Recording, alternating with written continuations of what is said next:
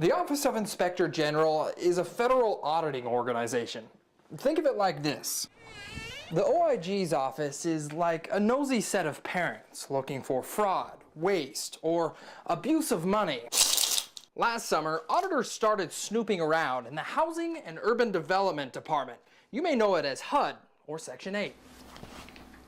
And while the Inspector General was searching around, they found that more than 25,000 families nationwide were making a lot of money. How much, you ask? Well, auditors in New York found this: a family making nearly $500,000 in annual income. Another family in California, $204,000 a year. Look at this. Family in Maine making $212,000 a year. Now, HUD is paid for by tax dollars. That means you, the taxpayer, are paying for these rents here. Now, we took a deeper look into the OIG's report and found that Texas ranks number 3 in the OIG's list. More than 1,000 people in Texas are making over the poverty level and living in government housing. Every Wednesday, I never needed it. the Harlingen Housing Authority I got in a situation with my son's father. attracts a big crowd. Got told by a judge to move out. Victoria Muniz is a prime candidate for housing assistance.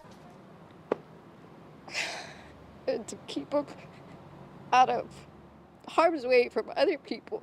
The mother of 3 just got out of a troubling relationship. Lately, she's been living off less than $1,000 a month. On paper, she's eligible to move into one of these: a 3-bedroom home with a playground, lawn service, and 24-hour security. There's just one problem. More than 500 other people are also looking for some kind of housing assistance in Harlingen. HUD did not encourage them to inquire over income families. I let Muniz read the audit report on HUD's over-income families. As a result of HUD did not assist as many low-income families in need of housing as it could have.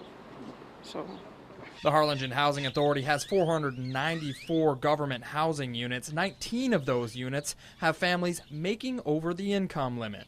They pretty much really do need the assistance and are here with us still continuing. That's Hilda Benavides, director at Harlingen Housing Authority. She tells me that housing authorities provide 2 types of assistance: Section 8, which is basically a rent voucher, and public housing, which is a government-built and managed home. We are helping people constantly. Section 8 and government housing is based off income limits.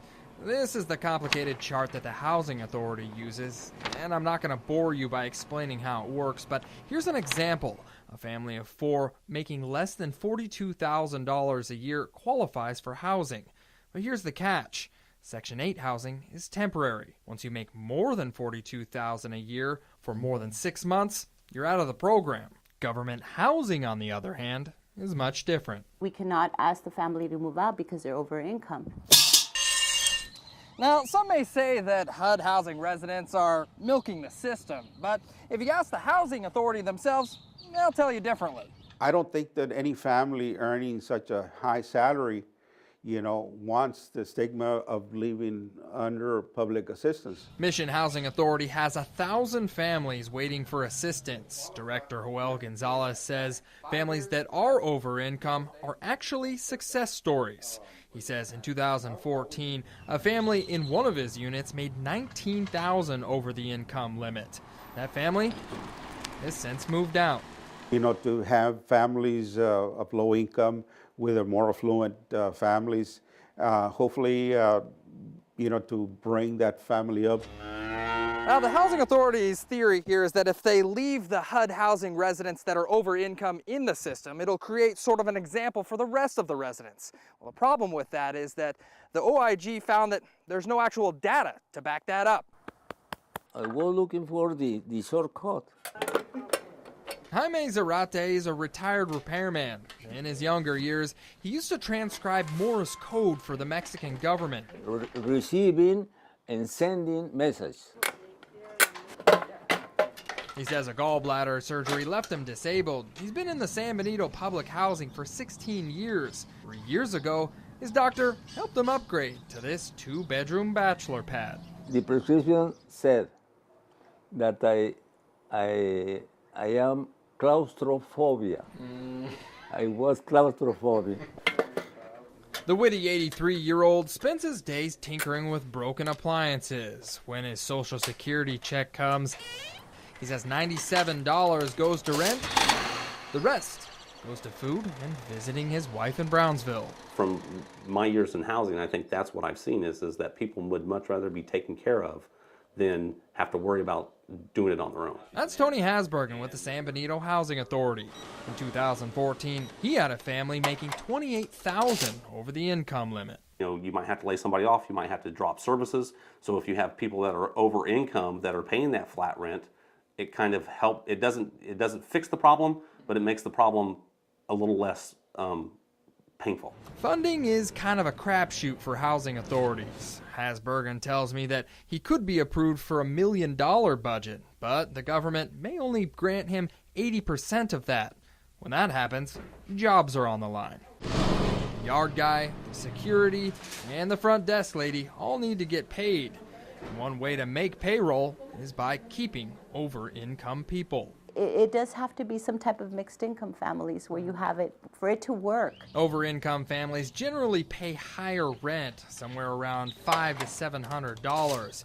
Every housing authority I spoke to say over-income families are essential to the system. Not only that, they have kind of an immunity. Who am I going to throw out? There's no vehicle that tells me that I have to move them out. Housing authorities don't have to evict their over-income families, but a law passed in 2004 does allow them to. Yes, but at our discretion to establish that. The Inspector General estimates HUD will spend more than $104 million to house over-income families over the next year. They could let them live there and get help, but at least help the other people. More than 1,000 people are on the waiting list for housing assistance in the valley. Federal auditors suggest that HUD remove a portion of over-income families across the states. That way, there's more room for people like Veronica Munoz. The Housing and Urban Development helps around 1.1 million people across the nation. HUD's argument now is that the 25,000 people who are over income is just a small amount, about 2.6%. Essentially, a drop in the bucket. Now, local housing authorities want to make a point. Their over-income families are nowhere near the over-income families in California or New York. But what they will say is that there's room for some change. John Bartel, Channel 5 News at 10.